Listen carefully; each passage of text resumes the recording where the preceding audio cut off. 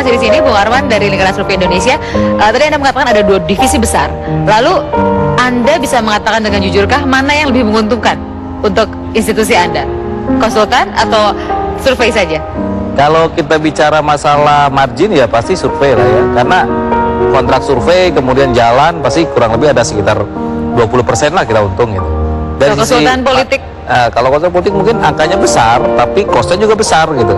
Artinya mungkin dari si nominalnya lebih besar, tapi kalau dari persentase, misalnya mungkin cuma 5% untungnya mungkin ya, atau 10%, tapi kan nominalnya kan berbeda. Jadi artinya Anda bisa hidup dong tanpa jadi konsultan politik? Maksudnya? Bisa hidup artinya kalau murni hanya sebagai lembaga survei? Oh ya bisa-bisa saja hidup.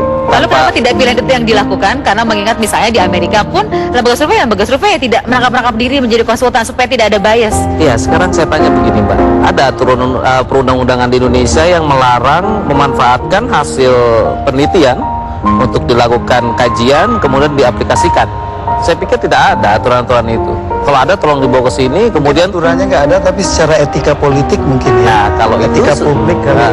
Kalau menurut saya etika dan etika itu sangat tentatif sekali, relatif. Siapa yang menilai itu pada saat mereka masih terpojokkan dikembangkan itu. Tapi dia tidak mau melihat, membuka mata, hasilnya itu memang betul gitu.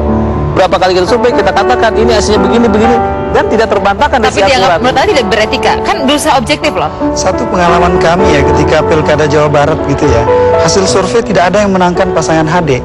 Tapi sejak awal, bahkan sebelum koalisi terbangun antar partai-partai dan antar calon itu, hasil survei kami justru lebih akurat.